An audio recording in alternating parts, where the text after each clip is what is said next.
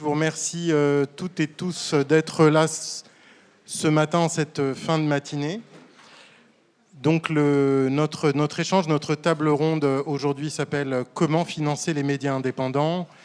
Je me présente rapidement, je suis Gilles Bruno, je suis créateur et rédacteur en chef de l'Observatoire des médias. C'est un média qui fêtera ses 20 ans en octobre 2026. Voilà, et parallèlement, je travaille dans une école de journalisme de formation professionnelle qui s'appelle l'EMI, l'École des métiers de l'information. Avec moi aujourd'hui, alors je vais lire la slide, et donc à côté de moi, Charlotte Clavreul, directrice exécutive de Fonds pour une presse libre. Nous avons Julia Cagé, professeure d'économie au département d'économie de Sciences Po et présidente de l'association Un bout des médias. À côté, nous avons quelqu'un qui manque sur la slide, c'est magnifique. Donc moi, j'ai les infos, donc rassurez-vous. C'est Jean-Baptiste Baudin, qui est chef du bureau du régime économique de la presse à la DGMIC, qui dépend du ministère de la Culture. Et puis, à côté, nous avons Alice Pouillet, qui est co-directrice de COP Média. Et puis, pour terminer, mais je vais commencer avec lui dans quelques secondes, c'est Laurent Mauriac, le coprésident du SPIL, le syndicat de la presse indépendante d'information en ligne. Voilà. On a 1h30 à passer ensemble, avec évidemment des questions du public à la fin. Et je vais commencer avec toi, Laurent. Alors, on se connaît depuis un bail, puisque moi, j'avais travaillé à Libération au Crétacé. Et je voulais commencer par te poser cette question. Tu étais parti de Libération pour cofonder Rue 89. Et donc, aujourd'hui, tu es à la tête de ce média qui s'appelle Brief.me, qui a fait plusieurs verticales, on va dire. Est-ce qu'on finançait Rue 89 de la même façon qu'on finance Brief.me aujourd'hui en 2026 ? Alors, bonjour à tous. Merci pour votre présence. Merci Gilles.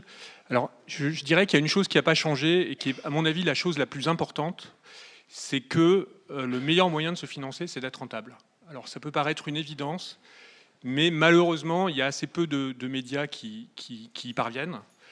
Mais c'est quand même l'objectif de toute entreprise, de tout média, et je dirais aussi que c'est la condition de l'indépendance. C'est-à-dire que si vous n'êtes pas rentable, vous êtes vulnérable. Et on a vu au cours des dernières années ou des dernières décennies que cette fragilité économique a engendré en fait une mainmise d'une grosse partie des médias par des gens qui n'ont pas les mêmes types d'intérêts, qui ont des intérêts extérieurs au secteur des médias, ce qui soulève un problème. Et donc, cette notion d'indépendance, elle est absolument cruciale. Alors ça c'est le premier point. Brief.me a été créé il y a une dizaine d'années. Et forcément, un média ne peut pas être rentable tout de suite. Donc, effectivement, se pose la question du financement. Et elle se pose aussi pour les médias qui ne parviennent pas à cette rentabilité. Alors, pour être rentable, il faut avoir un modèle économique solide. Donc moi, j'avais une expérience à Rue 89 qui était celle du modèle économique publicitaire. Et en fait, au fil des années, j'ai senti la vulnérabilité de ce modèle, avec un prix de la publicité qui avait vraiment tendance à baisser. Quand on a créé Rue 89, les experts du secteur nous disaient « quand vous aurez 1 million de visiteurs uniques, vous aurez 1 million de recettes ». Quand on a atteint 1 million de visiteurs uniques, on avait 350 000 euros de recettes. Donc en fait, le marché publicitaire avait fortement baissé et on était dans une situation de vulnérabilité économique. Et après cette expérience de Rue 89, je me suis dit, mais en fait, pourquoi pas le modèle payant ? Quand vous allez acheter du pain chez le boulanger, vous ne vous dites pas est-ce que ma baguette va être financée par la publicité.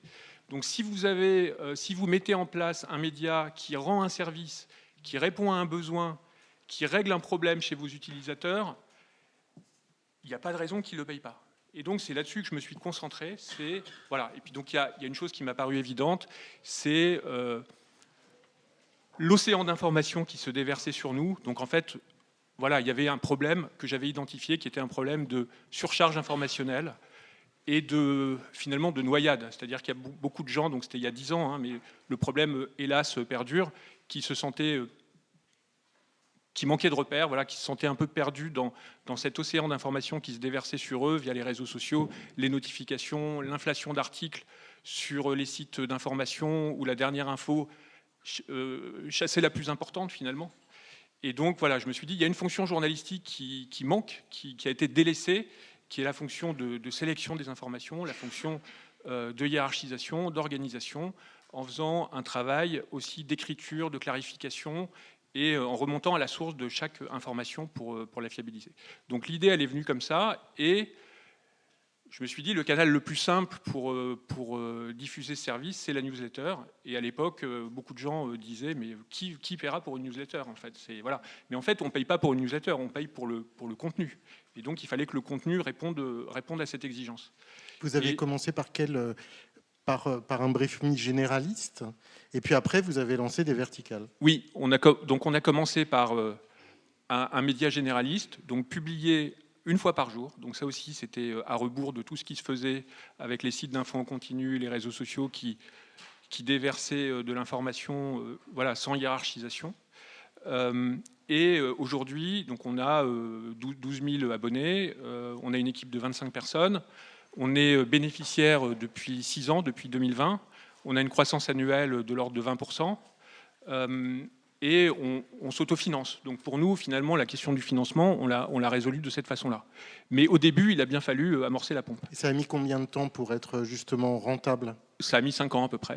Ça a mis 5 ans. Oui. Alors, moi, je voulais embrayer justement parce que de l'extérieur, c'est pas la première fois qu'on voit Laurent Mauriac participer à des tables rondes autour des médias. Et il y a une personne que l'on a vu également représenter l'entreprise, c'est Edmond Espanel. Et de l'extérieur, ce qui apparaissait, c'était « Oh, mais cette personne, c'est une personne clé, justement, dans le développement de l'entreprise. » Est-ce que tu peux nous dire son rôle chez BriefMe ? Oui, alors moi, en fait, j'ai lancé BriefMe un peu seul associé, et puis j'ai vite vu mes limites. Donc je pense que c'est vraiment important, quand on lance un média, de savoir ce qu'on peut faire et ce qu'on ne peut pas faire. Et ce que je ne pouvais pas faire, et je m'en suis rendu compte assez vite, c'est être tout seul et ne pas avoir d'associé. Donc je me suis mis à chercher un peu frénétiquement un associé ou une associée. Et donc, effectivement, j'ai eu la chance de rencontrer Edmond, et on forme un duo, en fait, un tandem. Donc effectivement, il a un rôle clé, j'ai un rôle clé, on a tous les deux un rôle clé. Je pense qu'on se complète très très bien. Donc lui, il prend en charge plutôt toute la partie développement commercial, marketing, technique, et moi, je prends en charge plutôt la supervision éditoriale, le lancement de nouveaux projets. Et je pense que pour qu'un média réussisse, donc là on en revient au modèle économique, mais je pense que c'est valable pour l'ensemble des médias, on peut avoir tendance à penser que le plus important, c'est la qualité du contenu éditorial, la qualité du journalisme, mais je pense qu'elle n'est rien s'il n'y a pas d'autres piliers sur lesquels on peut s'appuyer, qui sont notamment la dimension marketing et commerciale. Et en tant que copil, je vois beaucoup de médias qui échouent malheureusement parce qu'ils n'ont pas pris suffisamment en compte cette dimension. Et donc nous, notre rôle au SPIL, c'est vraiment de leur faire prendre conscience qu'ils sont des dirigeants d'entreprise, qu'ils ne sont pas simplement des directeurs de rédaction, et qu'il faut absolument qu'ils intègrent cette dimension dès le départ.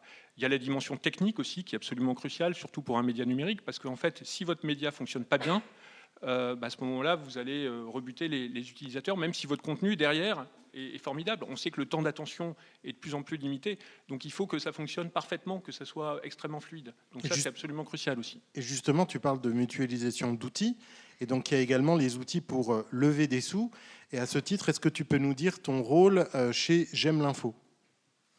Oui, alors effectivement, je suis aussi président d'une association qui s'appelle J'aime l'info, qui est en fait une sorte d'émanation du SPIL, qui a été créée il y a très longtemps, en fait, du tendre 89, et qui a comme but de permettre à toutes les personnes, donc à vous, de faire des dons à des médias et de pouvoir activer un dispositif de défiscalisation. C'est-à-dire qu'en fait, nous, ce qu'on permet, c'est, à condition que les médias aient une reconnaissance sans rentrer dans les détails, mais disons face de l'information politique et générale, à ce moment-là, vous pouvez déduire 66% de votre don de vos impôts. Donc vous donnez 3 € à un média, finalement ça va vous coûter seulement 1 €. et c'est ce que permet de faire J'aime l'info. Et donc J'aime l'info a connu un début assez lent, mais depuis quelques années, on a des taux de croissance qui sont très très importants, et on a cumulé un petit peu moins de 10 millions d'euros de collecte en 2025. Le chiffre précis, c'est 9,3 millions d'euros donc de dons collectés en 2025, qui vont à des médias comme Street Press, comme Blast, comme Aletheia, comme Le Média, voilà, Et on précise que ce chiffre... Vert aussi, Vert qui marche très très bien aussi. Et on précise pour les journalistes qui sont dans la salle que ce chiffre est un scoop, hein, donc le chiffre de 2025, les 9,3 millions d'euros. Voilà, en croissance de 18% par rapport à l'année précédente. Est-ce que tu peux nous repréciser les critères pour rentrer, entre guillemets, chez J'aime l'info ? Alors techniquement, pour rentrer en tant qu'éditeur, oui.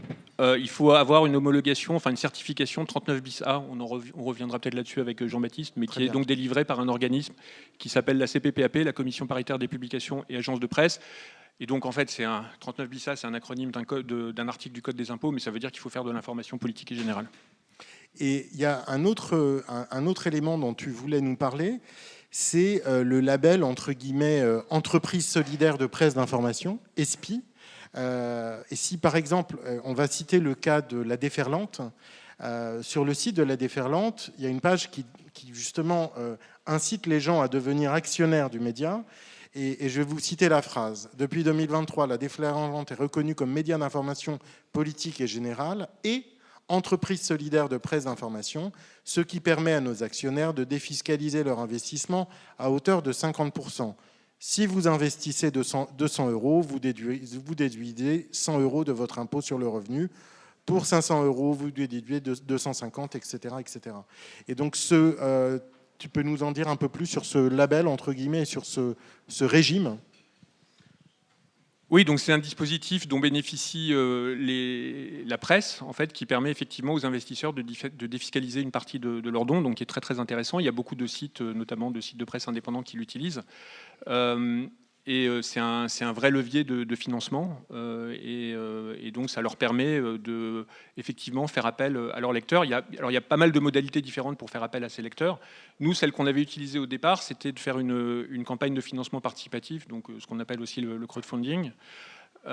Et donc finalement de vendre des préabonnements. Mais là, c'est une modalité différente, c'est-à-dire que les personnes qui contribuent n'ont pas d'action en échange, mais ont un abonnement pour un an. Et donc, ce que nous, on avait fait et qui avait vraiment bien fonctionné, c'était d'embarquer toutes les personnes qui ont participé à cette campagne dans le projet. On l'a fait avant la naissance du projet. Et on est rentré en fait dans une dynamique de co-construction avec ces personnes, où en fait on leur envoyait des sortes de prototypes de ce qu'on voulait faire, en leur posant des questions. Là, on a ajouté telle rubrique, qu'est-ce que vous en pensez ? Là, on l'a envoyé à 18h au lieu de 18h30, qu'est-ce que vous en pensez ? Et on avait comme ça finalement réussi à affiner énormément notre projet. Et au moment du lancement, on était beaucoup plus avancé que si on n'avait pas eu cette étape. Donc pour nous, ce financement participatif, cette campagne, elle nous a permis non seulement de lever des fonds, mais finalement, ce n'était pas l'objectif principal. L'objectif principal, c'était de commencer à constituer une communauté, c'était d'avoir cette co-construction qui nous a permis d'améliorer finalement considérablement notre projet. Merci beaucoup, Laurent. On reviendra vers toi tout à l'heure avec des échanges et puis des échanges avec les membres de la table ronde. Et je voulais passer la parole à Charlotte Clavreul du Fonds pour une presse libre. Et pour que tu nous expliques ce qu'est ce fonds, puisque justement, c'est la structure juridique, c'est pas une association, c'est un fonds. Et donc depuis 2021, c'est 48 médias indépendants qui ont été financés. Et est-ce que tu peux nous dire justement les chiffres et les différences qu'il peut y avoir et la complémentarité qu'il peut y avoir justement avec un dispositif comme J'aime l'info ? Bonjour à tous. Il fonctionne ? Oui. Alors justement, donc, le Fonds pour une presse libre a été créé par les cofondateurs de Mediapart et l'ensemble de l'équipe salariée du journal, donc en 2019. Et il a été créé pour justement essayer de répondre à cette cette accélération de la concentration des médias en France et également avec cette révolution de l'ère numérique. Il y avait 2 objectifs. Le premier objectif était de sanctuariser le capital de Mediapart, le rendre totalement indépendant pour justement qu'il ne soit pas racheté par quelqu'un, un groupe, enfin peu importe. Et donc ça, cet objectif a été réalisé fin 2019. Donc nous, on s'attelle maintenant au Fonds pour une presse libre à mettre en œuvre une mission d'intérêt général. Et cette mission d'intérêt général, elle a été reconnue pour la première fois par l'administration française. Et cette mission d'intérêt général, c'est la défense du pluralisme de la presse, de l'indépendance de l'information, et de la liberté de l'information et de l'indépendance du journalisme. Donc le FPL est un fonds de dotation. Donc c'est ni une association, ni une fondation, ni un syndicat, ni une coopérative. Enfin, c'est une structure bien particulière, du coup, qui permet de défiscaliser les dons qu'on reçoit. Et donc cette mission d'intérêt général de défense du pluralisme de la presse, on l'exerce en soutenant en fait les médias indépendants. Donc l'administration fiscale nous autorise à soutenir les médias indépendants en France, mais également ceux basés en Europe, plus précisément dans l'espace économique européen. Voilà. Et donc, comme disait Gilles, à ce stade, on a aidé 48 médias indépendants, enfin environ une cinquantaine, pour un peu plus d'1 million d'euros. Et cette année, on va pouvoir verser 600 000 euros à des médias indépendants en France. Donc une accélération qui est due. Pourquoi 600 000 euros cette année par rapport aux chiffres d'avant ? Alors, pourquoi ? Parce qu'on a constaté que les citoyens et les citoyennes en fait, s'engagent beaucoup plus qu'avant. Enfin, nous, on l'a vu avec le montant des dons qu'on collecte chaque année, notamment au moment de notre campagne de financement citoyen qui a lieu à l'automne, mais également tout au long de l'année. Et pour vous donner un ordre de grandeur, quand on a lancé nos premiers appels à projets en 2021, parce qu'on fonctionne par appel à projets chaque année, le premier appel à projet était doté de 50 000 euros. Le dernier appel à projet qu'on a lancé en fin d'année, il est doté de 200 000 euros. Et on a en plus lancé un autre appel à projet plus thématique pour soutenir des enquêtes sur l'extrême droite, qui était doté de 200 000 euros et qu'on a monté à quasiment 300 000 euros. Donc c'est 500 000 euros qui vont être distribués cette année sur des appels à projets. Et en plus, on a 100 000 euros qu'on réserve dans le cadre d'un fonds qu'on a créé qui s'appelle le Fonds Riposte, qui est un fonds d'aide juridique pour soutenir des médias indépendants dans le cadre de procédures bâillons, quand ils sont victimes de procédures abusives de la part d'acteurs économiques, de grands groupes, d'entreprises. Et c'est un fonds qu'on a créé en partenariat avec une ONG internationale qui s'appelle Media Defense, qui est basée au Royaume-Uni. Et donc nous, on l'a doté de 100 000 euros sur les 2 prochaines années. Bon, je ne vous cache pas qu'au bout de 4 mois d'existence, on a déjà dépensé 26 000 euros, mais donc ça va être un petit peu compliqué. Et comment les gens soutiennent ce fonds le fonds pour une presse libre. Voilà. Comment est-ce que vous avez vos sous, en fait ? Parce que, et justement, si tu peux nous expliquer, par conséquent, la différence avec J'aime l'info. Oui. Alors, donc le Fonds pour une presse libre est une structure assez particulière. Nous, on est en fait en tête de gondole, c'est-à-dire que le FPL est propriétaire du capital de Mediapart, donc ce qui signifie que Mediapart ne pourra jamais être vendu. Et Mediapart fait remonter une partie de ses dividendes via une holding chaque année. Et une partie de ces dividendes participe à couvrir les frais de fonctionnement du FPL. Ça veut dire que tous les dons qui sont faits au FPL sont reversés intégralement aux médias indépendants qu'on choisit de soutenir. Et ces médias indépendants donc, nous présentent des projets, alors soit des projets d'innovation éditoriale ou des projets structurants d'entreprises de presse. Donc ça peut être refonte de sites internet, ça peut être mise en place d'outils techniques pour, je ne sais pas moi, améliorer le tunnel d'abonnement. Ça peut être une enquête qui souhaite réaliser sur un sujet particulier. Nous, on n'intervient jamais sur la ligne éditoriale. On est toujours... donc les membres de notre conseil stratégique, qui sont des experts, qui viennent tous du milieu de la presse, en fait, ont toujours à l'esprit que les projets qu'ils vont choisir, il faut que ces projets puissent participer à la construction ou au renforcement du modèle économique de leurs médias. On ne fait pas du love money au FPL. Et donc, avec ce discours qu'on a depuis maintenant 2020, de reverser intégralement les dons qu'on reçoit, comme je vous disais, on a commencé avec 50 000 euros premier appel à projet. Là, on va être à 500 000 euros sur 2 appels à projet. L'année dernière, on a une campagne de financement et sur toute l'année 2025, on a collecté 500 000 euros de dons. Donc, on a passé un vrai gap. La différence avec ce qu'expliquait Laurent, c'est que J'aime l'info, en fait, c'est des dons fléchés. C'est que vous allez sur J'aime l'info et vous souhaitez de faire un don à tel ou tel média. Donc, vous choisissez le média que vous voulez soutenir. Au FPL, en fait, vous faites confiance à l'expertise du FPL. Vous faites un don, donc qui est aussi défiscalisé, puisqu'on a un rescrit fiscal. Vous faites un don de 100 euros, ça va vous revenir qu'à 30 euros. Et vous faites confiance au FPL. Vos 30 euros seront reversés intégralement à des projets ou à un projet de médias indépendants qu'on va juger pertinent et qui va participer à la viabilité en fait, du modèle économique du média. Par contre, la même chose que ce que disait Laurent, c'est que nous, on ne peut soutenir, ça nous est imposé, on n'a pas le choix, on peut soutenir que des médias indépendants qui sont reconnus par cette fameuse CPPAP, et c'est des médias qui sont reconnus d'information politique et générale.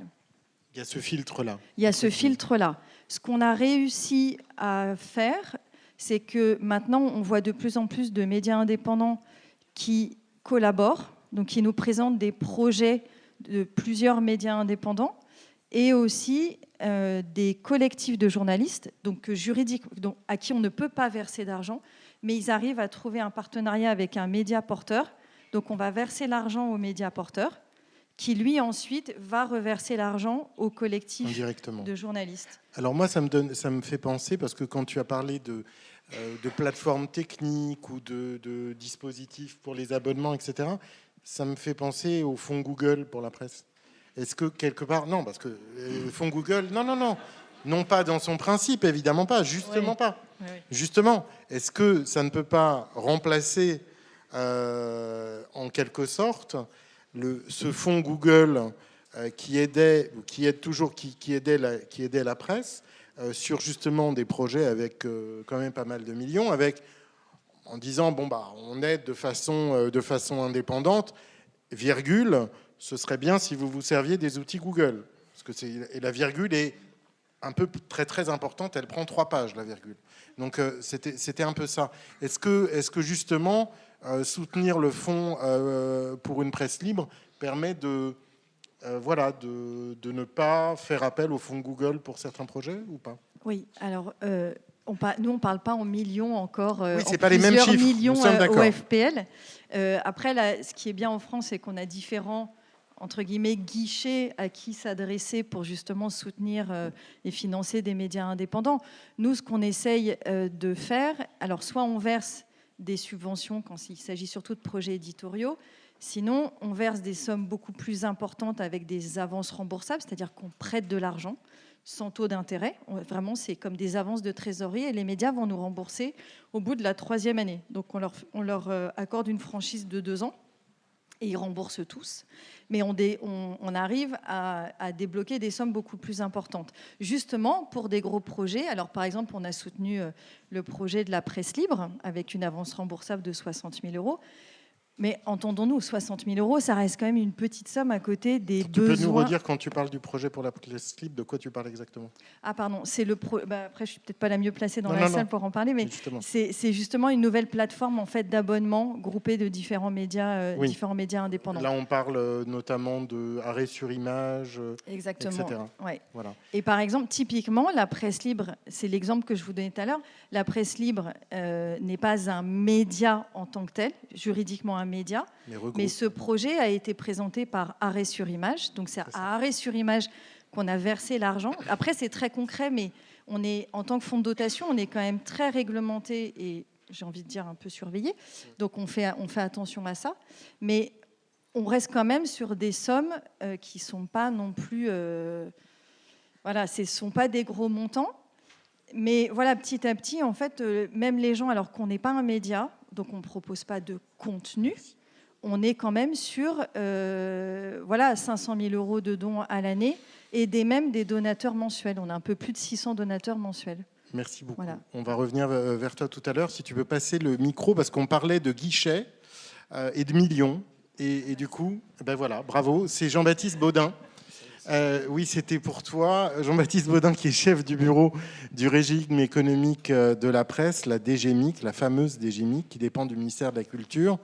Alors, ça peut paraître nébuleux, mais ça n'est pas du tout, parce que les choses sont très claires.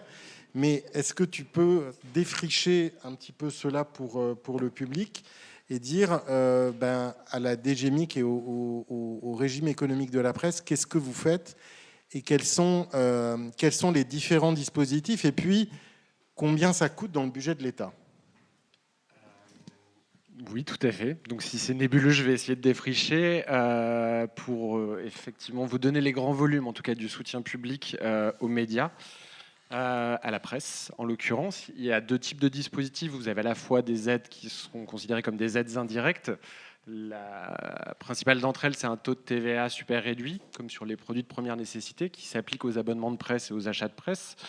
Il y a aussi des dispositifs d'avantage sur les tarifs postaux. Vous ne vous acquittez pas du même prix quand vous acheminez par la poste un titre de presse que celui que vous feriez quand vous envoyez du courrier. Vous payez moins cher. Et il y a aussi parmi les dispositifs d'aide indirecte tous les dispositifs qu'on vient d'évoquer et qui sont utilisés par J'aime l'info, Presse et Pluralisme, qui sont des dispositifs fiscaux de réduction sur l'impôt sur le revenu dès lors que vous faites des dons à des entreprises de presse. Et donc tout ça, effectivement, c'est financé par de l'argent public, ou en tout cas par de moindres recettes sur le budget de l'État. C'est sur la partie indirecte, ça représente plusieurs centaines de millions d'euros. Et ensuite, vous avez un deuxième volet qui consiste en des aides directes, pour le coup. C'est ce qu'on appelle la plupart du temps les aides à la presse, qui sont là des aides directes versées pour la plupart d'entre elles à des éditeurs de presse et qui représentent un volume d'environ 165 millions d'euros d'aides directes qui sont versées. La plupart d'entre elles sont de trois types en fait. Vous avez des aides au transport de la presse qui représentent le plus gros de ces volumes. Ça représente à peu près 110-115 millions d'euros. Et ça concrètement, c'est des aides qui sont versées à chaque exemplaire qui est diffusé, chaque exemplaire de presse imprimé, que ce soit par portage ou par la poste ou par de la distribution au numéro, ce qu'on trouve en kiosque. C'est le plus gros des volumes des aides à la presse, ce qui explique aussi, mais je pense qu'on y reviendra, oui, les effets de concentration de ces dispositifs d'aide sur des médias qui ne seraient pas forcément caractérisés comme des médias indépendants.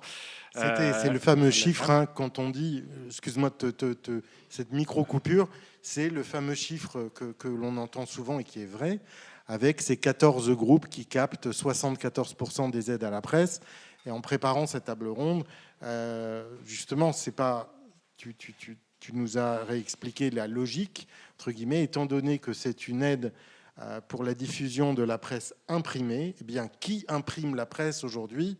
Ce sont les grands groupes. Et puisque cette aide est fléchée pour les grands groupes et pour cette aide, cette diffusion de presse imprimée, eh bien, par conséquent, Le Monde, Le Figaro, Le Parisien, Les Échos touchent cette manne, entre guillemets, qui vient de l'État. Et donc, ma deuxième question vient un peu en tournant de cela. Est-ce que les aides de l'État sont adaptées aux médias indépendants ? En tout cas, on a des dispositifs d'aide qui viennent soutenir beaucoup plus directement les médias indépendants. Donc là, on a fait les aides au transport, mais vous avez aussi les aides au pluralisme, ce qui représente sur les 50 millions qui restent d'aides directes à peu près 25 millions d'euros. Donc on est sur une portion beaucoup plus congrue. Avec 6 dispositifs d'aide au pluralisme qui se répartissent par périodicité et surface. Et assez récemment, notamment pour soutenir l'émergence et le développement de la presse en ligne, a été créé un dispositif d'aide aux services de presse tout en ligne qui a été créé en 2021 et distribué pour la première fois en 2022 et qui bénéficie en 2025, on était à 80 services de presse tout en ligne bénéficiaires. Le montant de cette aide, c'est 4 millions d'euros. qui se répartissent entre ces bénéficiaires. Et c'est une aide qui bénéficie à des titres qui ont déjà été évoqués, comme Blast, comme Brief, comme Les Jours, Mars Actu, Médiacité et d'autres. Concrètement, c'est une aide assez vertueuse dans son fonctionnement, dans la mesure où elle est répartie en fonction des dépenses éditoriales des titres. Donc pour 1 euro de dépenses éditoriales investies par un titre, on est à peu près à 8 centimes de soutien public. Ça, c'était sur l'aide en 2025. Tu peux nous définir exactement ce que veut dire dépenses éditoriales ? Les salaires des journalistes, les piges, les frais d'agence de presse, les frais de mission pour la couverture des reportages. Chaque média déclare ses dépenses éditoriales et ensuite cette aide, elle est ventilée et répartie en fonction des dépenses éditoriales des titres. Alors, ça, c'est ce qui correspond à 2025. Tout à fait. On était à 17 au début à la création de l'aide en 2022. Ce qui est le problème de cette aide, en fait, on fonctionne à budget constant, à 4 millions d'euros d'aide. C'est celle de nos aides au pluralisme qui est la plus dynamique, parce qu'il se crée des médias. Ils dépensent de plus en plus en dépenses éditoriales, et forcément, avec une enveloppe fermée de 4 millions d'euros, ça répartit d'autant plus. Et donc, en 3 ans, du fait de l'augmentation des dépenses éditoriales des médias éligibles, d'un plus grand nombre de médias éligibles, on se retrouve à avoir un taux de soutien, une fois qu'il est ramené à l'euro de dépenses éditoriales, qui diminue, ce qui est bien évidemment pas l'effet recherché. Donc il faut que la somme totale, évidemment, soit augmentée. Bonjour, mesdames et messieurs les députés.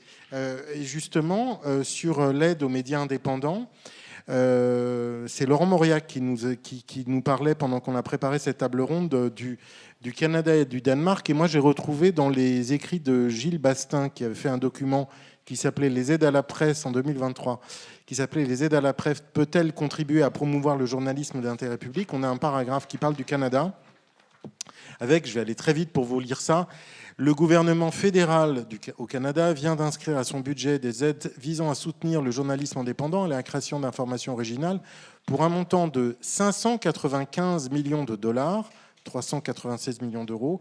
Parmi les actions soutenues figure le soutien public à des médias sans but lucratif s'ils s'engagent à diffuser leurs informations en licence Creative Commons, intéressant, entre parenthèses, permettant la réutilisation sans paiement de droits, afin qu'elles puissent être reprises par les autres médias, et des exonérations de cotisations sociales pour l'emploi de journalistes. Ces mesures seront conditionnées au respect de standards journalistiques proposés par une commission indépendante. Est-ce que y a-t-il des travaux en ce moment qui permettraient à des projets de loi d'émerger pour faire des dispositifs qui ressembleraient à cela ? Alors, j'ai pas fini la liste des dispositifs de soutien effectivement aux médias indépendants. Il y en a d'autres, mais est-ce qu'il y a des travaux qui sont engagés ? Oui, il y a des travaux qui ont été engagés dans le cadre des États généraux de l'information et qui traitent pour partie ce type de sujet. Moi, je suis du côté de l'administration et en tant que fonctionnaire astreint à un devoir de neutralité, un devoir de réserve sur les sujets. Donc, du côté de l'administration, on a produit des écritures. Après, derrière, pour qu'il y ait un texte de loi et un projet de loi qui puisse être adopté et qui embarque une partie des conclusions qui ont pu être tirées des États généraux de l'information, on a besoin d'avoir un véhicule, qui ait un projet de loi qui soit effectivement présenté et qui puisse être mis à l'agenda de l'Assemblée nationale et du Parlement. Donc il y a du travail à faire. Il y a encore du travail à faire. Oui, tout à fait. Il y a beaucoup de travail, toujours. Et justement, il y a une des choses qui a été ouverte, c'est les annonces légales. Les annonces légales qui désormais sont ouvertes à la presse numérique, c'est-à-dire que les entreprises, les actes que les entreprises étaient obligées de publier, jadis elles étaient obligées de les publier dans la presse papier, et puis depuis 2019, c'est ça, on peut les publier dans la presse en ligne. Oui, tout à fait. Depuis la loi Pacte en 2019. En fait, à côté de ces aides directes à la presse, vous avez ce qu'on appelle les annonces judiciaires et légales. Grosso modo, c'est un dispositif qui a vocation à faire une forme de transparence sur la vie économique des entreprises en particulier, mais pas seulement, aussi les collectivités territoriales. Quand vous faites un certain nombre d'actes, la création d'une entreprise, un changement d'actionnaire, vous devez en assurer la publication. Et cette publication, vous pouvez la faire sur des supports habilités à publier des annonces judiciaires et légales, qui sont des supports qui sont effectivement doivent être reconnus par la CPPAP.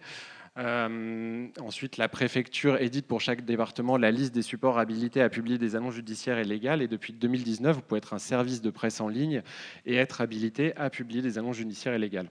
Et ça représente un montant de financement qui est de l'ordre de entre 180 et 200 millions d'euros, dont bénéficient principalement la PQR et la PHR. Merci beaucoup. On va revenir vers toi et je voulais passer la parole à Julia Cagé. Julia, nous on s'était vu il y a longtemps avec un livre qui avait fait sensation, qui s'appelait Sauver les médias. Alors, est-ce que tous les médias ont été sauvés? Je ne sais pas. En tous les cas, il y avait quelque chose qui émergeait de ce bouquin, qui était ton soutien et ton combat, entre guillemets, pour justement pour des fondations. Est-ce qu'on peut dire ça comme ça? Et justement, tu vas nous préciser, est-ce que ce modèle pour lequel tu militais ou tu prêchais, est-ce que ce modèle a infusé ou pas? Et puis ensuite, je voudrais que tu nous parles de ton association qui s'appelle Un bout des médias. Puis ce nom de cette association, Un bout des médias, justement, dans le nom de cette association, il y a exactement ce pourquoi tu milites, entre guillemets, pour justement que l'actionnariat des médias soit largement plus distribué. Ouais, merci beaucoup et merci d'être là. Sauver les médias, j'ai écrit en 2014, il est paru début 2015. Et pour vous dire, la tourmente économique et l'accélération des choses en France aujourd'hui, notamment en termes d'actionnariat des médias, j'ai encore vérifié récemment, j'avais presque honte de moi, le nom de Vincent Bolloré n'y apparaît pas. Mon Dieu. Bah oui, parce qu'en fait, en 2014, Vincent Bolloré n'a pas encore pris le contrôle du groupe Canal, c'est-à-dire Canal+, iTélé, C8. Il n'a pas encore mis la main sur Prisma, puis sur Prisa. Il n'a pas encore mis la main sur le JDD, sur Europe 1, ni sur les relais, ni même sur tout le... Bon, allez, j'arrête là. Vous êtes déprimés. Mais c'est quand même pour vous dire, tous les médias n'ont pas été sauvés. Après, c'est pas de ma faute, hein, c'est parce que j'ai écrit Sauver les médias. Mais voilà. Ce n'est pas ce que j'ai dit non plus. Je vais répondre à ta question, mais il y a quand même une deuxième précision que je voudrais faire. Désolée, je fais un peu l'économiste dans la salle. Mais on a pas mal parlé depuis tout à l'heure du fait qu'on pouvait déduire les dons des impôts. Je veux quand même préciser un point qui n'est pas du tout technique. Il ne s'agit pas d'une déduction fiscale, il s'agit d'une réduction fiscale. Pourquoi c'est important? Parce qu'aujourd'hui, vous avez 57% des foyers fiscaux français, c'est-à-dire quasiment les 2/3 aujourd'hui, qui ne paient pas d'impôt sur le revenu. Ça ne veut pas dire qu'ils ne paient pas d'impôts. Ils paient beaucoup d'impôts. Dans n'importe quel autre pays au monde, déjà, la CSG, ça ne serait pas séparé de l'impôt sur le revenu. Donc, en fait, ils paieraient tous de l'impôt sur le revenu. Ils paient de la TVA. Enfin, on est tous bien placés pour le savoir. Mais comme ils ne paient pas d'impôt sur le revenu, en gros, vous avez 2/3 des foyers fiscaux français qui, aujourd'hui, ne peuvent pas, de fait, bénéficier de ces réductions fiscales. Donc, en gros, si vous faites partie des 2/3 des Français les plus modestes et que vous donnez 3 € à J'aime l'info, et ben vous payez 3 €. Donc on peut parler de réforme, mais je pense qu'on va parler, vous avez mentionné plusieurs fois, c'est revenu dans la discussion, voilà, des conditions d'attribution, notamment de ce label information politique et générale par la CPPAP, etc. Mais puisque IPG. tout à l'heure...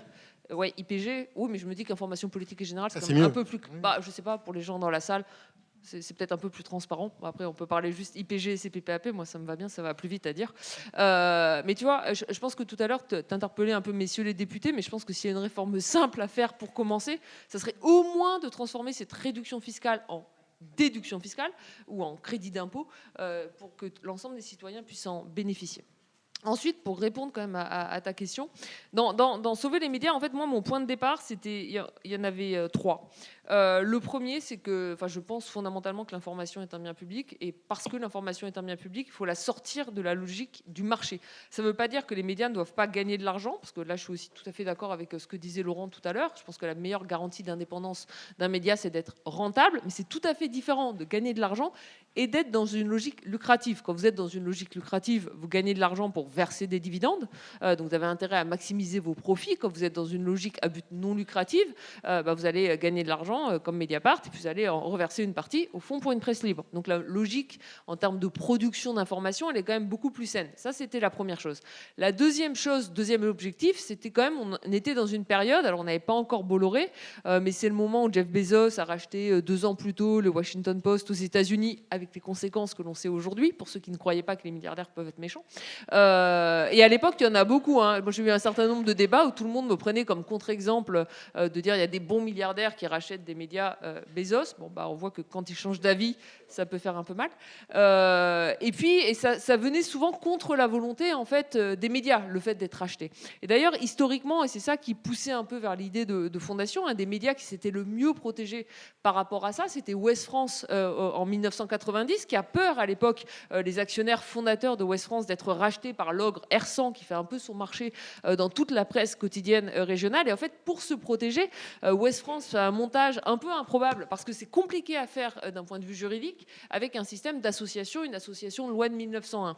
Le seul autre média qui avait choisi un peu ce format en France, c'était La Montagne, Centre France, avec la fondation La Montagne, mais sachant que le statut de fondation n'est pas du tout adapté pour les médias, parce que c'est extrêmement compliqué de faire une fondation, qu'en plus il faut un décret en Conseil d'État et 2 représentants du gouvernement à votre conseil d'administration. Si vous voulez, en termes d'indépendance, c'est quand même pas l'idéal. Il se trouve que, je vais dire un truc que je dis pas souvent, mais après tout, on peut pas faire que des mauvaises choses dans la vie. Nicolas Sarkozy avait fait une réforme intéressante. Attends. Excuse-moi. Non, stop. Tu vas... C'est Julia Cagé qui va dire un truc sur Nicolas Sarkozy, donc préparez-vous. Merci beaucoup. A introduit le statut de fonds de dotation. Alors, il ne l'a pas introduit pour les médias. Il l'a introduit pour favoriser les dons, notamment en faveur d'ailleurs de l'éducation, de l'université à l'époque. Parce qu'en France, en fait, vous avez ce statut d'association. Mais l'association, ça n'a pas un statut fiscal qui est favorable. Il faut être association reconnue d'utilité publique. Ça demande à avoir un rescrit fiscal. La fondation, c'est extrêmement compliqué. En fait, fiscalement, c'était beaucoup plus compliqué en France de recevoir des dons dans d'autres pays. En fait, la fondation, le fonds de dotation, pardon, c'est quasiment toute la facilité de l'association. Avec les avantages fiscaux de la fondation, encore faut-il pouvoir avoir une mission reconnue d'intérêt général. Et ce que j'écrivais dans Sauver les médias, c'est qu'on pouvait très bien utiliser ce statut à partir du moment où on défendait l'idée que le pluralisme de l'information était un statut, était une mission à intérêt général. Et finalement, c'est ce qu'a fait Mediapart en premier.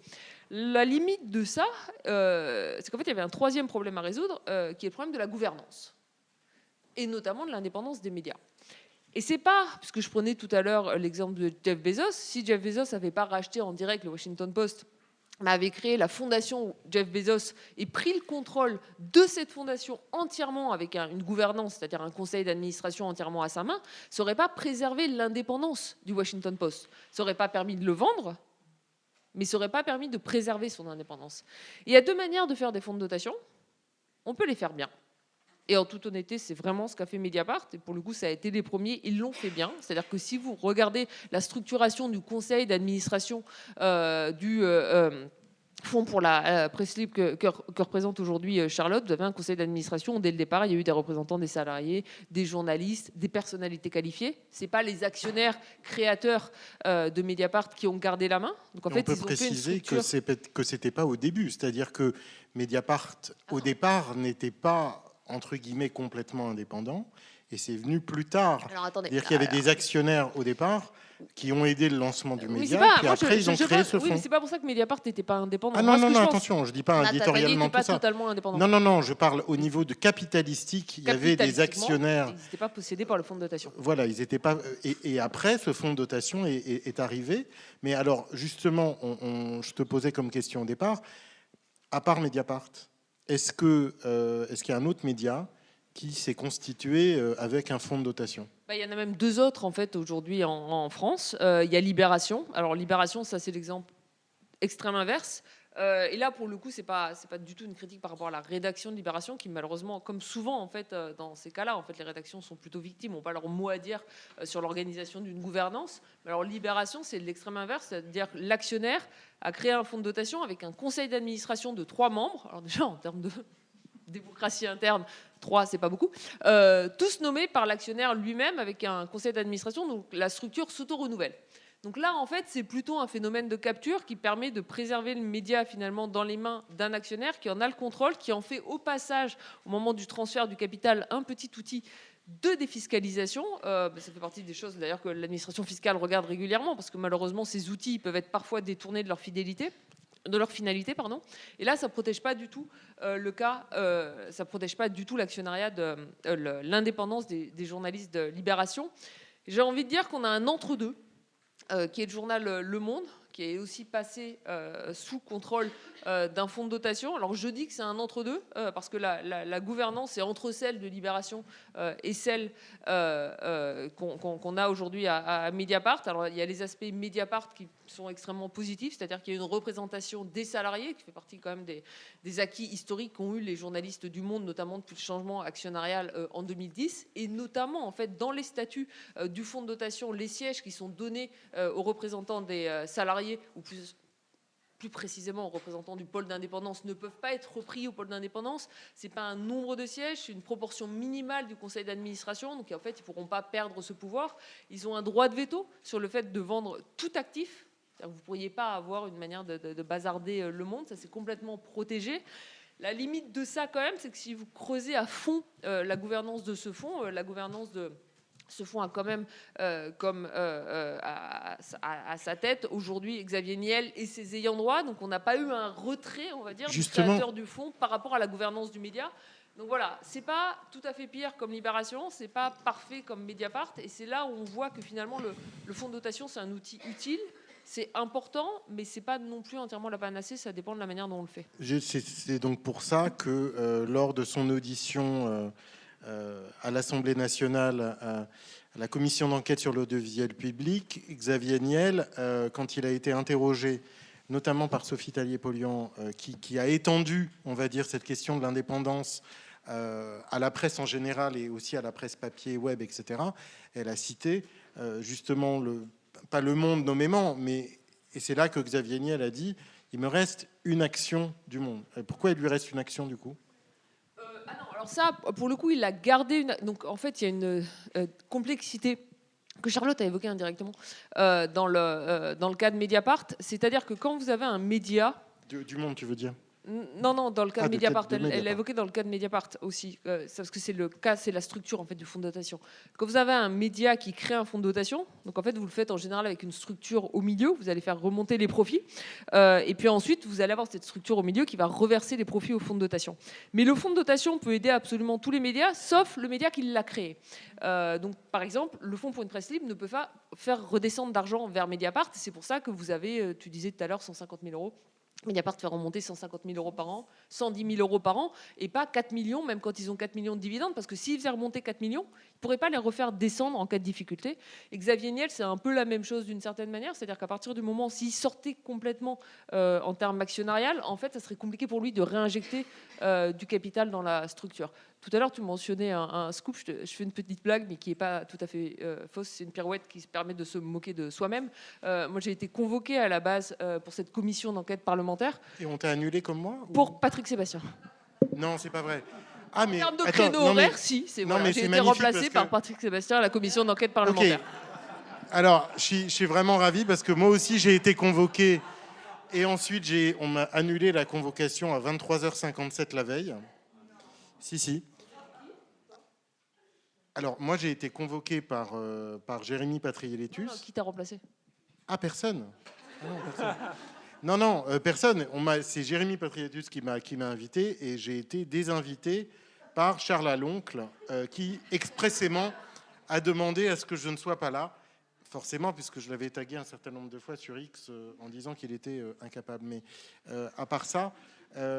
Je te remercie. Et justement, on a parlé millions, etc. Là, on va redescendre à des montants, on va dire, un petit peu moindres, mais très intéressants, avec Coop Média. Et on a sa co-directrice ici, qui est Alice Pouillet, et qui est co-directrice de Coop Média depuis mai 2025. Alors, ce qui est intéressant, c'est qu'au niveau de ton profil, c'est que tu travaillais dans une boîte que le grand public connaît, c'est Ulule. Et donc Ulule permettait donc du crowdfunding, lever des sous avec plein de gens pour aider tout type de projet. Puis ensuite, tu as cofondé un média, tu vas nous en parler.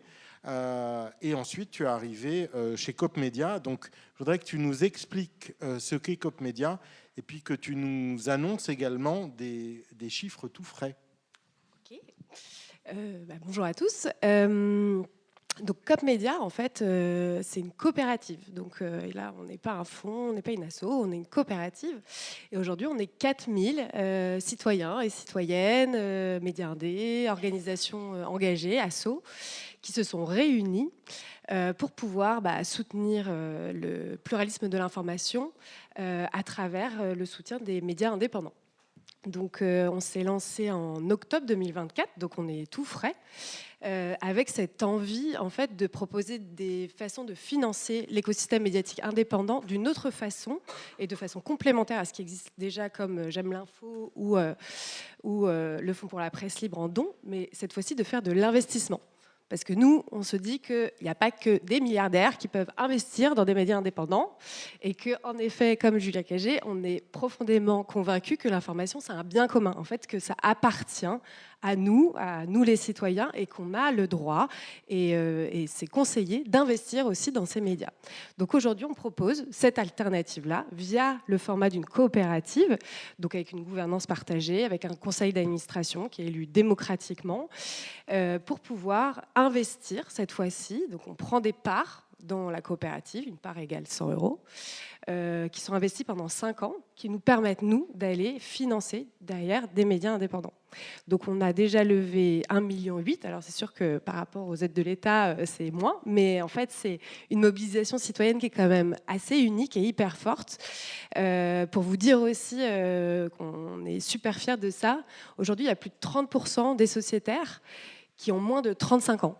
Ce qui est assez unique parce que dans les coopératives, je pense que vous en connaissez, il y a Biocoop, Enercoop, enfin il y a plein de coopératives aujourd'hui qui existent sur le milieu agricole, énergie, etc.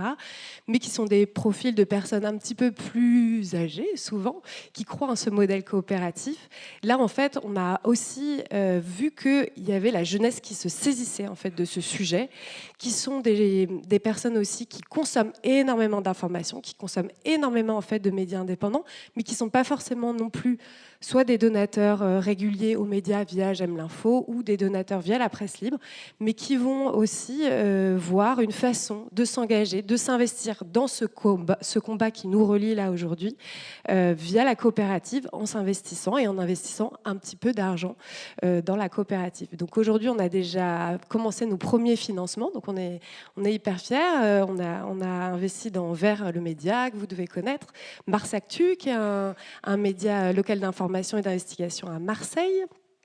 On a investi dans Fracas, on a investi dans Basta, qui a ouvert le portail des médias indépendants, une sorte de Google News, mais avec que des médias indépendants. Si vous ne connaissez pas, je vous invite vraiment à aller le voir. Et on investit dans Street Press, qui a une ligne éditoriale assez franche sur les sujets de l'extrême droite. Donc voilà une panoplie, en tout cas aujourd'hui, de sujets qu'on a envie d'adresser. Et l'objectif, là, c'est de pouvoir réussir à lever 5 millions d'ici 2029 et les réinvestir dans les médias indépendants, et ça avec l'aide des citoyens. Et pour info, aujourd'hui, 95% aujourd'hui des investisseurs, nous on appelle ça des sociétaires, sont des citoyens, des citoyennes. C'est pas des grosses boîtes ou des grosses ONG. C'est vraiment des gens comme vous et nous qui ont envie de reprendre le pouvoir en fait sur l'information et de s'investir là-dedans. Mais tu me disais que c'était... Alors, en effet, c'est des citoyens, et tu me parlais de 4000 citoyens, mais il y a aussi des médias qui peuvent également devenir sociétaires. Oui. En fait, aujourd'hui, on a en effet des citoyens, on a des médias indépendants. Aujourd'hui, ils deviennent sociétaires en fait, de la coopérative, pas tant dans l'objectif d'investir dans eux-mêmes, mais au-delà en fait des missions de financement que la coopérative a, on a aussi une mission de plaidoyer, donc de défense des médias indépendants, une mission aussi de promotion, de diffusion et d'accompagnement aussi plus large sur des outils, de la mutualisation d'outils. En fait, les médias indépendants, c'est souvent aussi des petites structures qui sont montés par des journalistes, qui sont pas forcément... il y a un sujet de professionnalisation aussi, c'est de l'entrepreneuriat. C'est pas forcément tous des comptables ou des juristes ou des choses comme ça. Donc il y a plein de sujets aussi de mutualisation à la fois de ressources humaines qu'on peut organiser et aussi d'outils très technique sur, en fait, on n'a pas besoin d'avoir 5 abonnements à un outil de CRM pour faire la même chose. En fait, on peut peut-être en utiliser un et qu'en fait, il y ait 5 médias qui utilisent. Et aujourd'hui, il manquait en tout cas cet acteur qui soit un peu le tiers de confiance pour pouvoir apporter ça. Et c'est ça qu'on veut apporter aussi aux médias indés. Donc, ça leur permet aussi d'avoir accès, on va dire, à des offres mutualisées pour eux, pour les aider justement dans leur développement, leur structuration et la solidité financière aussi à terme. Et alors, il y a quelque chose que je ne savais pas sur Coop Média. Pourtant, je m'étais un petit peu renseigné, mais je ne connaissais pas je ne savais pas le fait que vous assumiez quelque part de se détacher et de ne pas financer justement des médias dits d'extrême droite. Et donc ça, c'est carrément écrit dans vos statuts, c'est bien ça ? Ouais, on a une charte et aujourd'hui, on en est très fiers et on l'assume pleinement. Parce que c'est un projet qui est profondément avec beaucoup de conviction. Et aujourd'hui, en fait, cette volonté de créer une coopérative de médias, une coopérative citoyenne pour les médias indépendants, c'est aussi notre volonté de pouvoir participer en fait à la création d'une société qui est plus démocratique, qui est plus avec des valeurs qui soient progressistes, des valeurs qui soient plus écologiques. Enfin, en fait, on a envie aussi de défendre une vision de la société aujourd'hui et des sujets qui sont complètement invisibilisés, malheureusement, par les médias traditionnels, parce qu'en fait, parler d'écologie, ça ne fait pas vendre. Parler des gens qui sont dans la rue, ça ne fait pas vendre. Il n'y a pas de clic, en fait. Donc, en fait, justement, de vouloir sortir de cette logique de marché, comme le disait Julia Clerget, c'est parler de sujets qui sont moins diffusés. Et c'est aussi promouvoir, du coup, une vision de la société. Et ça, pour le coup, c'est vraiment notre ligne rouge. Aujourd'hui, il n'y a pas de médias sociétaires. Il n'y aura aucun média qui sera financé par la coopérative qui soit d'extrême droite. Alors là, on parlait non pas d'un label, mais de votre politique et de vos statuts. Mais aujourd'hui, et là, vous allez discuter avec ton voisin, Jean-Baptiste Baudin, sur c'est quoi aujourd'hui les critères pour dire qu'on est un média indépendant. Parce que c'est le nom de la table ronde, comment financer les médias indépendants, mais j'ai envie de dire en mode informatique, define médias indépendants. Alors, il n'y a pas de définition, on va dire, aussi avec mon ami du SPIL, de stricto sensu de qu'est-ce qu'est un média indépendant. Nous, en tout cas, ce qu'on retient, et on s'inspire énormément du travail du SPIL sur qu'est-ce qu'un média indépendant, pour nous, il y a 3 critères, mais qui sont aussi à géométrie variable, on va dire dans le temps, dans le contexte. Il y a à la fois l'indépendance financière, donc son capital, à qui appartient en fait le capital du média. Il y a l'indépendance éditoriale. Est-ce que je suis en capacité en tant que média de dire, de faire et d'enquêter en fait sur les sujets que je veux sans être empêché? Et la gouvernance, comme on venait tout à l'heure, est-ce que je suis en capacité de prendre les décisions qu'il faut pour mon média ou non, en fait, je n'ai pas la capacité de le faire. Donc, il y a ces 3 on va dire, sujets qui rentrent pour nous en compte dans la définition d'un média indépendant. Et donc, par exemple, si pour le coup, je vois un média qui fait une couverture du symposium d'un parti politique européen d'extrême droite, typiquement, ça ne rentre pas dans les critères d'un média indépendant. En fait, l'indépendance, elle est aussi. Il y a une éthique en fait derrière. Au-delà de ça, il y a média. Oui. Et donc média, ça veut dire aussi qu'il y a une éthique journalistique derrière qui est hyper importante. Et là, c'est même au-delà de l'indépendance. En fait, c'est se considérer comme un média. En fait, on a devoir aussi de regarder ses sources, de savoir avec qui on travaille, de pouvoir exercer le contradictoire. Donc, il n'y a pas que le sujet de l'indépendance, c'est aussi d'être un média. Très bien. Pour ceux qui n'auraient pas compris, moi, je faisais écho au journal Frontières qui dispose aujourd'hui d'une CPPAP et qui avait relayé le symposium du parti ECR européen. Laurent, tu voulais prendre le micro. Oui, en fait, je suis d'accord avec ce qui vient d'être dit. Simplement, je voulais juste dire que la première définition, en fait, le premier critère, celui de l'indépendance économique, en fait, il détermine finalement la plupart du temps les deux autres. C'est-à-dire que quand vous êtes indépendant économiquement, la question de l'indépendance rédactionnelle, et notamment celle du droit d'agrément, je ne sais pas si on pourra en parler avec Julia, mais c'est-à-dire l'idée qu'en fait, il faut que le directeur de la rédaction soit agréé par l'ensemble de la rédaction, finalement ne se pose pas, parce qu'en fait, il n'y a pas de problème d'indépendance rédactionnelle.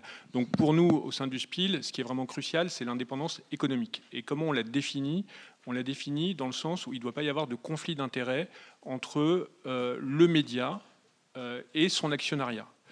Si votre média est détenu par un groupe qui exerce son activité principale dans le domaine du luxe, ou dans le domaine de l'armement, ou dans le domaine de l'aviation, ou dans le domaine des télécoms, là on considère qu'il peut y avoir ce conflit d'intérêts et qu'il ne peut pas y avoir d'indépendance. Voilà, même si après ces groupes peuvent se prévaloir de l'indépendance, mettre le mot indépendance dans des fondations ou autres, on ne peut pas considérer que ce sont des médias indépendants.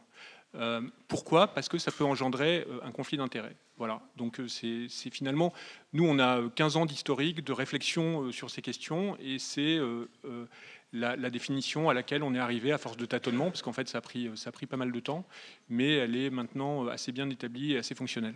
Maintenant, je suis d'accord avec aussi ce qui avait été dit, c'est notre définition, nous on prétend pas du tout que c'est la définition universelle de l'indépendance, c'est une définition de l'indépendance qu'on propose au débat public, parce qu'il y a des tas de définitions d'indépendance qui sont sans doute tout aussi valables, mais c'est celle qu'on utilise. Et ce qu'on disait, je passe la parole à Julia, et ce qu'on disait tout à l'heure, c'est que justement, ces critères pour définir ce qu'est un média indépendant, mais quelque part, si les députés EES et députés ES se saisissaient justement de ces définitions-là et faisaient une liste de critères, après, justement, ces médias indépendants seraient ravis de remplir toutes ces conditions-là. Julia. Oui, mais je vais rebondir sur ce que disait Laurent Mauriac sur le droit d'agrément. En fait, je pense que la manière de poser la question, là, c'est pas la bonne. C'est pas comment financer les médias indépendants. Moi, c'est plutôt comment utiliser le financement des médias pour garantir leur indépendance.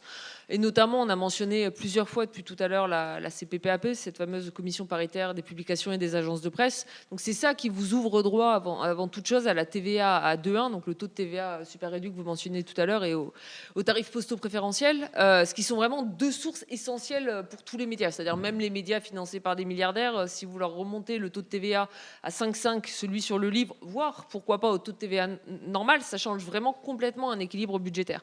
Et je pense qu'aujourd'hui, ce qui manque littéralement dans les critères d'attribution d'un numéro de CPPAP, c'est des garanties d'indépendance strictement définies. Moi, j'en mettrais deux.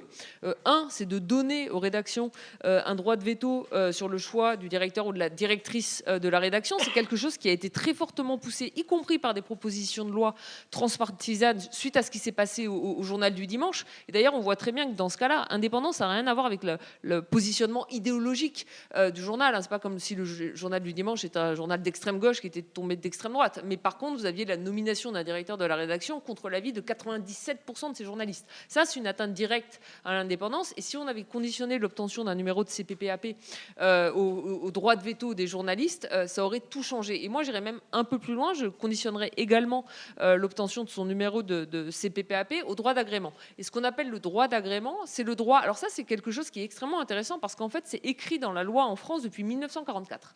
C'était une idée du Conseil national de la résistance qui n'a jamais été réécrite, mais ça a été tellement mal écrit en 1944 et jamais réadapté que c'est inopérant.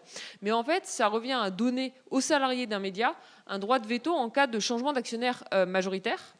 Et s'il y a un changement d'actionnaire majoritaire auquel les salariés s'opposent, alors ils ont un certain temps, ça peut être 6 mois, 1 an, ça va dépendre de la manière dont vous écrivez la loi, pour proposer un actionnaire alternatif au prix du marché. Le prix du marché étant extrêmement important.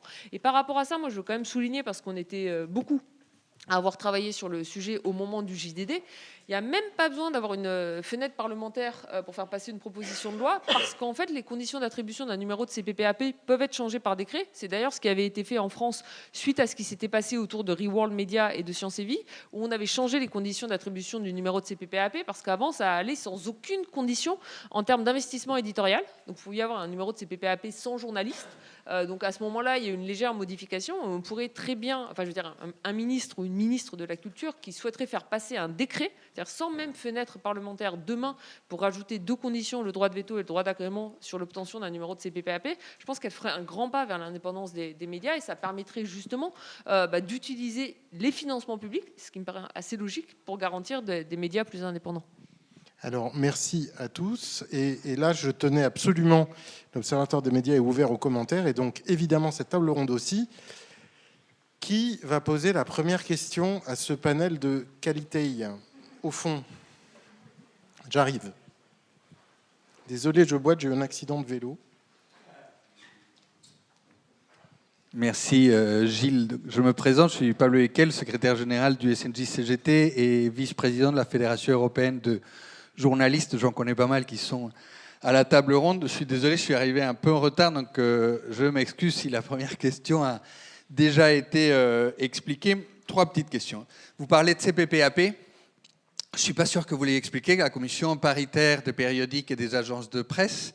Cette commission n'est pas vraiment paritaire, elle est composée par des représentants de l'État et des représentants des éditeurs. Il n'y a pas des représentants des journalistes des organisations syndicales, donc comme toute autre commission paritaire. Donc, question simple, est-ce que vous trouvez normal que, contrairement à plein d'autres pays en Europe, les organisations syndicales, donc professionnelles, qui représentent les journalistes, n'en fassent pas partie?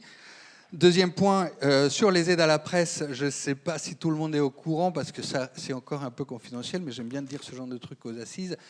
La Cour des comptes a lancé une commission d'enquête, un audit sur les aides à la presse. Moi, j'ai déjà été auditionné à la demande du Sénat. Donc, ça veut dire que le Sénat va se repencher sur les aides à la presse prochainement, dans au moins 8 mois, je pense.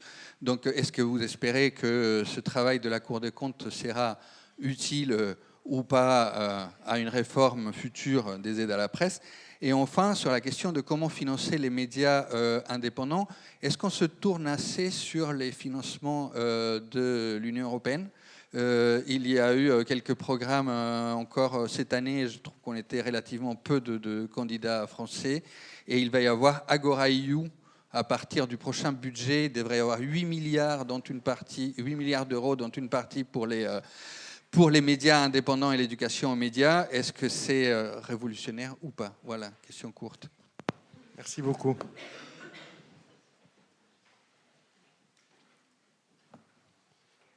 Qui peut répondre parmi vous? Est-ce que quelqu'un peut aider à la réponse sur le fait que ça soit paritaire ou pas, la CPPAP?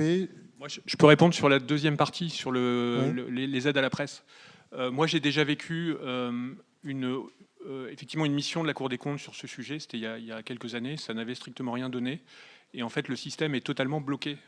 Donc, moi, j'en espère pas grand-chose. J'espère qu'il va en ressortir quelque chose, parce qu'on est face à un système qui est quand même, enfin, de mon point de vue, du point de vue du SPIL, en grande partie sclérosé, qui accroît la défiance du public vis-à-vis de la presse. Alors, ne serait-ce que, enfin, de notre point de vue, le fait qu'il y ait ce lien organique entre le gouvernement et les médias dans la distribution des aides directes n'est pas quelque chose de sain. Il y a plein de pays démocratiques, notamment dans le nord de l'Europe, où il y a des organismes qui sont des organismes intermédiaires, qui sont des organismes paritaires et qui ont cette fonction en fait, de distribution des aides pour qu'il n'y ait pas cette suspicion qui peut exister dans la population de ce lien en fait, direct entre le gouvernement et la presse, même si c'est une suspicion qui bien souvent n'est pas fondée, mais on ne peut que constater qu'elle existe et constater aussi qu'il y a quand même un fond une légitimité en fait, une pertinence à ce que cette suspicion existe. Donc, on est face à un système qui, comme ça a été dit, en fait, aujourd'hui, est extrêmement, concentré. Et finalement, avec aussi un système qui va beaucoup aider le papier en tant que support, mais finalement pas l'information, en fait. Donc, il y a aussi des pays qui ont des systèmes différents, qui sont des systèmes où, en fait, on va aider en fait, en fonction de l'emploi de journalistes. Et ça, c'est un système qui est beaucoup plus simple, parce qu'en fait, en aidant par rapport à la masse salariale des journalistes, on va vraiment aider la production d'informations. Et dans un monde comme celui dans lequel on vit, où on se retrouve avec un déversoir d'informations publiées par intelligence artificielle, avec un déversoir de désinformation qui est véhiculé par les réseaux sociaux, c'est ça qu'il faut aider. Donc c'est ça qui est le plus important. Et on peut parler, parce que quand on a préparé la table, on parlait aussi du cas de la CPPAP de François, où là, il y avait eu un cas vraiment particulier, avec en fait des membres de la CPPAP qui avaient déclenché justement à propos de cela. Est-ce que tu peux nous raconter ce qui s'était passé avec François avait fini par être exclu effectivement du régime économique de la presse parce que en fait finalement il a été démontré que non seulement il faisait de la désinformation, ce qui en soi finalement n'est pas tellement un problème dans le droit français, c'est quand même quelque chose qu'il faut dire, la désinformation n'est pas tellement un problème dans le droit français, mais bon, au nom de la liberté d'expression, donc ça peut aussi se comprendre, mais l'accès de la désinformation au régime économique de la presse peut en être un. Donc est-ce que des sites de désinformation qui en plus nuisent à la santé publique, c'était le fondement de l'exclusion de François, c'est pas simplement qu'il faisait de la désinformation, mais que ça pouvait nuire à la santé publique, donc voilà, ça a pu se faire. Mais je voudrais quand même dire une dernière chose, c'est que tout ça ne doit pas faire oublier quelque chose, c'est que les aides à la presse sont, enfin, à nos yeux, nécessaires dans une démocratie. C'est-à-dire que, en fait, même d'un point de vue économique, il faut bien se rendre compte que la presse, et encore plus aujourd'hui, et les journalistes, dégagent ce qu'on appelle des externalités positives. Qu'est-ce que c'est que des externalités positives ? Ça veut dire qu'on fait du bien à la société. En fait, il ne faut pas oublier ça, et que des entreprises qui font du bien à la société, en fait, méritent d'être aidées parce qu'elles ont des effets positifs qui vont au-delà de leur économie propre, de la même manière que des entreprises qui font du mal à la société, qui polluent, eh bien, il est légitime de les taxer davantage. Et donc, c'est ça le fondement des aides à la presse, c'est les externalités positives, c'est le pluralisme, et donc c'est une raison de plus pour laquelle il faut refondre les aides à la presse pour que ce soit un instrument démocratique. Avec une taxe une taxe de la pollution informationnelle, quelque part.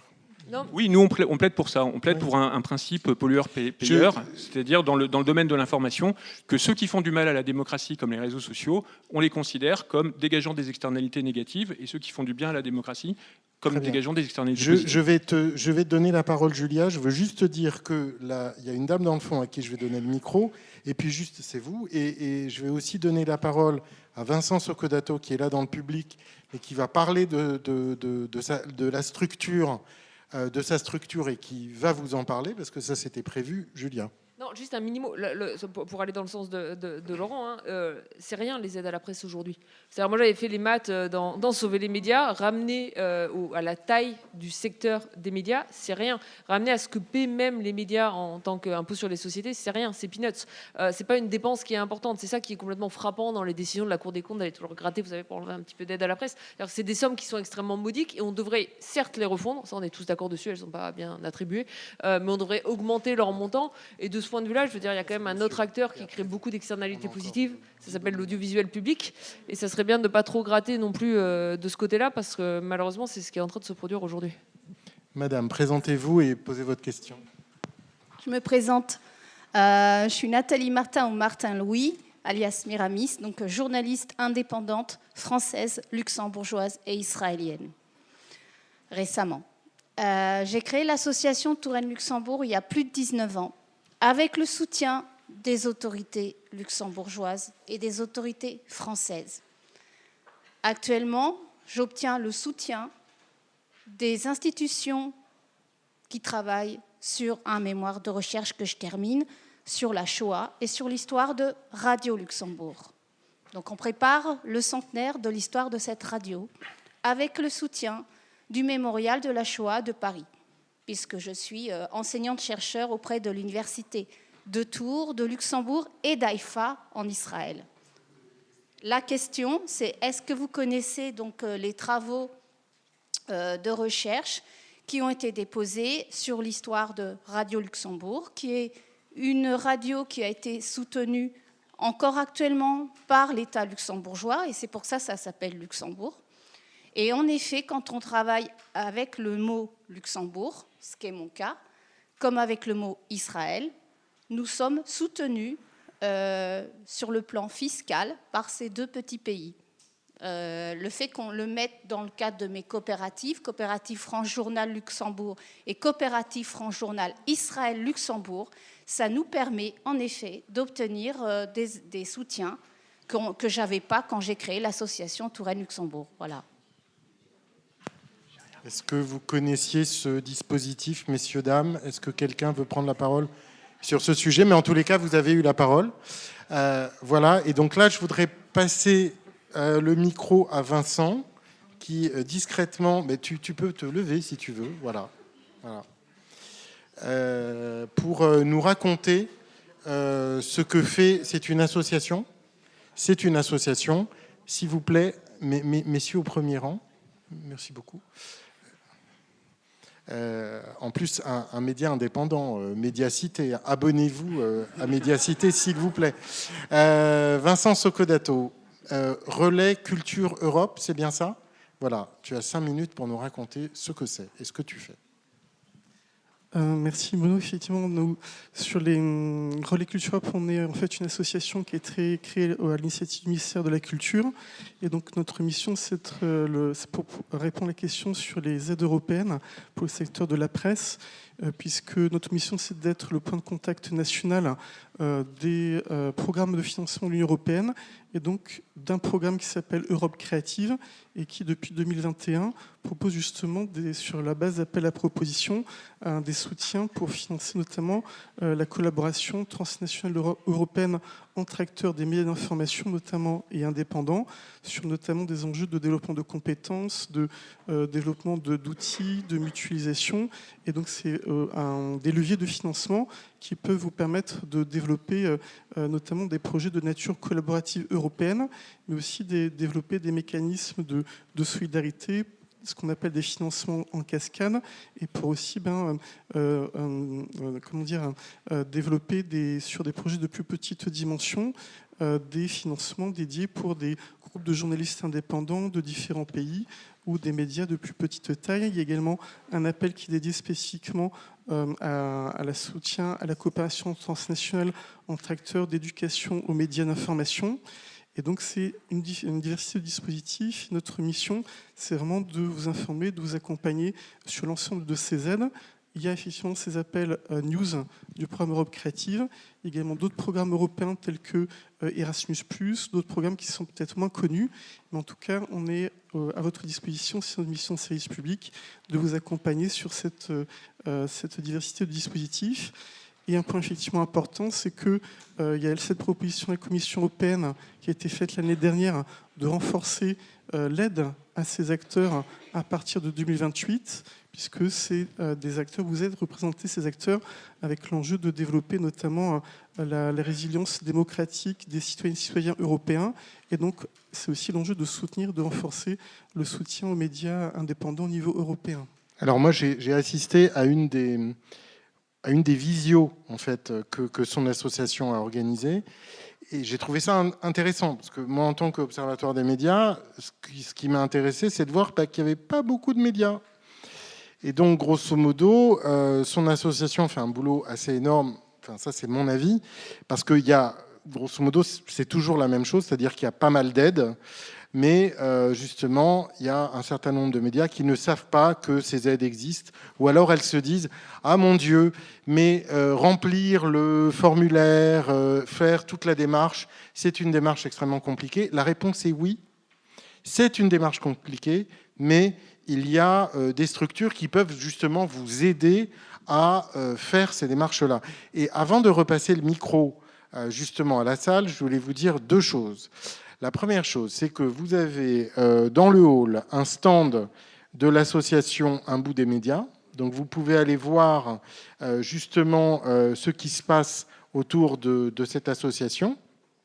Et vous avez une membre de cette association qui peut lever le bras au fond de la salle. Voilà, oui, ils sont 3, la bande des 3, voilà. 4, donc 5, les 5 fantastiques d'Un bout des médias. Ensuite, vous dire que Charlotte Clavreul, ici présente, participe et organise le Festival des médias indés. C'est ce week-end et c'est à Rennes. Alors, qu'est-ce que c'est que ce festival ? Il y a tout simplement plus de 50 médias indépendants à Rennes ce week-end. C'est organisé donc par le FPL en partenariat avec La Paillette. C'est une grosse structure culturelle rennaise. Et c'est la première édition. Donc, quand c'est la première édition de quelque chose de sympa, ben on y va.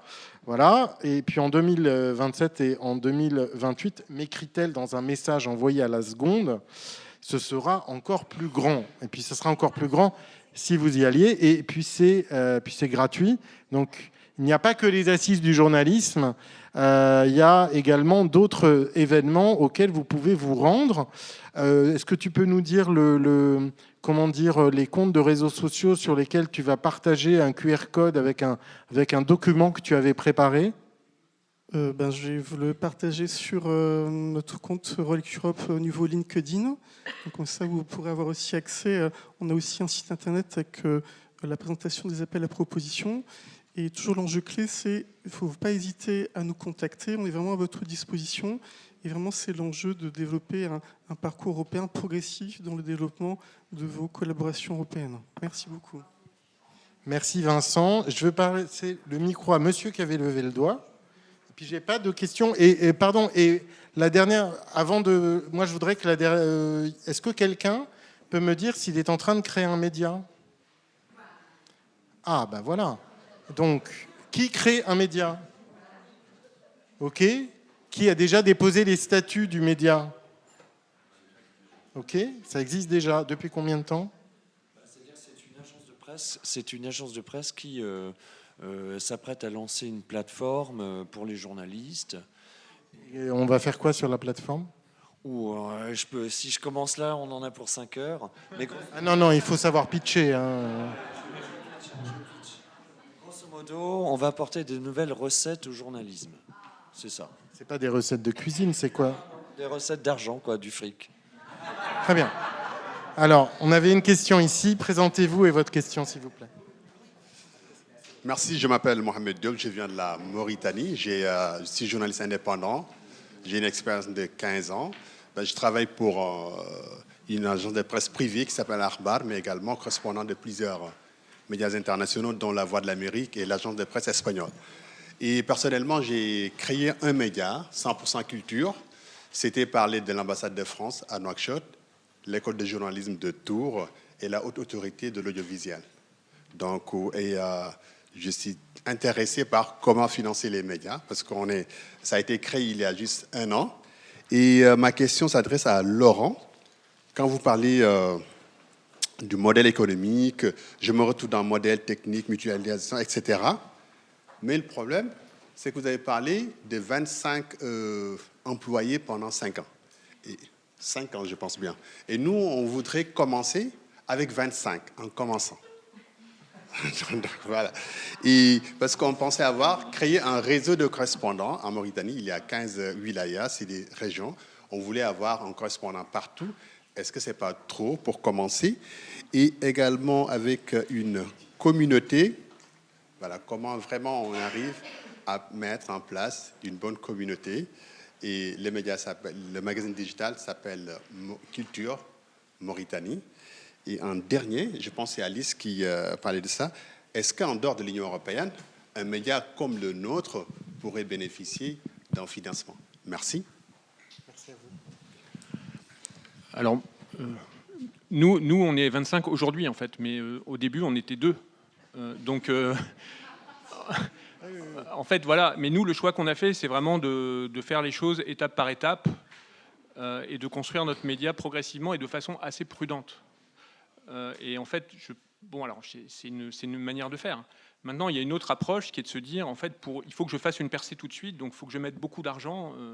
Mais alors, le problème à mes yeux, le problème de cette approche, c'est qu'effectivement, il faut trouver beaucoup d'argent et que c'est très risqué. Et donc, pour trouver beaucoup d'argent, ce que vous allez sans doute essayer de faire, c'est vous tourner vers des investisseurs. Mais comme vous n'avez pas commencé, en fait, si vous trouvez des investisseurs qui sont intéressés par votre projet, ils vont forcément vouloir une part très très importante de votre capital et vous allez mettre en péril dès le démarrage votre indépendance. Voilà. Donc moi, nous, on a fait rentrer des investisseurs, mais simplement après plusieurs années et à des conditions. Alors je dirais pas défavorables pour eux, mais des conditions équilibrées. Parce qu'on avait déjà fait la preuve de notre modèle. Donc je ne peux pas vous donner de conseils, parce que ça dépend de votre approche, de votre idée, mais je peux juste souligner quelques risques. On va passer le micro à Charlotte pour la deuxième partie de la question de monsieur. Pardon, sur Alice, excuse-moi. Sur la deuxième partie de la question, mais avant, quand même, en conseil à monsieur, est-ce que, Laurent, il n'y a pas aussi... Parce que toi, tu venais... Quand tu as créé Rue 89, tu venais de Libération. Et quand tu as créé Brief Me, tu venais de Rue 89. Et donc, il y a quand même ce côté-là qui est enseigné dans toutes les écoles de journalisme, n'est-ce pas ? C'est-à-dire une tête de gondole qui vient de quelque part, et là, ça fait ricocher, et il y a justement cet intérêt. Alors, est-ce qu'un conseil, monsieur, ne serait pas de trouver une tête de gondole pour aider à lancer ? Est-ce que ça, c'est toujours valable aujourd'hui ou pas ? C'est lui, la tête de gondole. Il n'a pas besoin d'en trouver une. Voilà, donc vous allez tous suivre ce monsieur sur les réseaux sociaux. Oui. Voilà.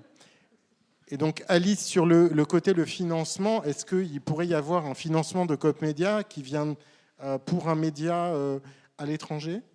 Alors aujourd'hui, on est plus sur les médias en France, voilà. Mais encore une fois, Est-ce que dans vos statuts, ça l'empêche ? Est-ce que dans vos statuts, un média en Afrique peut devenir coopérateur ou pas ? Alors, devenir sociétaire, oui. Je pense bénéficier des outils qu'on a en place, ça, je pense, bien entendu.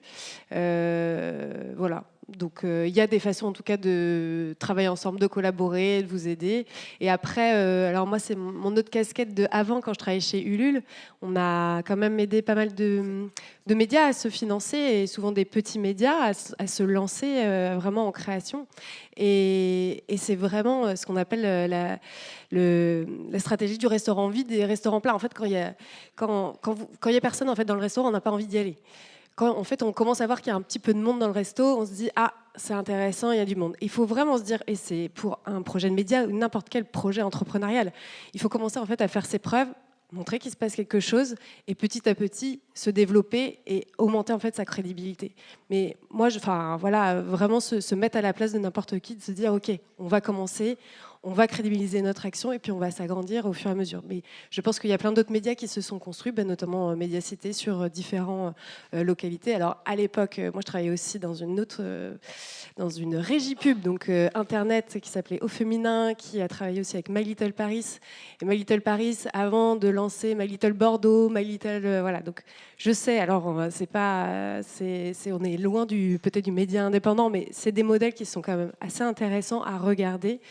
Et les mécaniques sont souvent quand même les mêmes. Donc, voilà, je vous invite à un peu regarder ce type de développement, c'est souvent intéressant. Voilà. Alors, monsieur... Salut, je suis l'entreprise SEA21. Dans comment financer les médias indépendants, il y a les agences de presse, justement, il me semble qu'ils peuvent faire une demande au Conseil des ministres pour avoir un agrément. Et il me semble, voilà, dans ma question, ce serait comment une agence de presse peut-elle faire une demande au Conseil des ministres pour avoir l'agrément d'être agent de presse. Et dans quel endroit on peut faire une demande au Conseil des ministres ? Il n'y a qu'à Paris, le Conseil des ministres. Vous parlez de la CPPAP ? C'est un agrément officiel en tant qu'agent de presse qui permet d'avoir 5% de son... Pour finir la question, 5% de remboursement sur l'investissement qu'a eu une agence de presse sur l'année et d'avoir aussi une indexation ou un remboursement de sa TVA.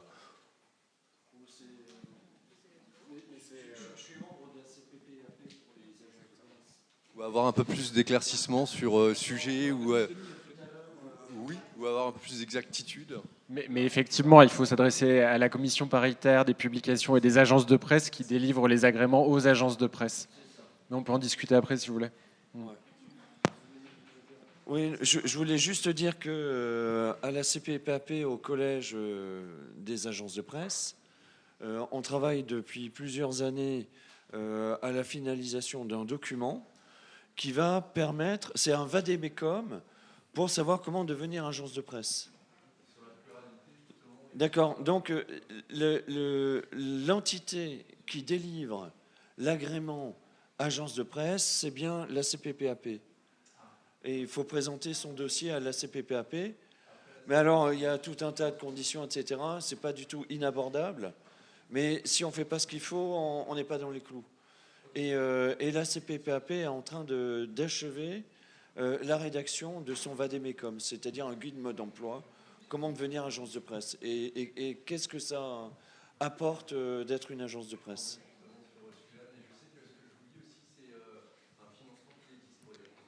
Merci beaucoup. Alors, la dernière question pour mademoiselle. Alors voilà, mesdames, vous avez les 2 dernières questions, puisque après, on va pas... J'ai pas de traiteur pour déjeuner tous ensemble, donc voilà.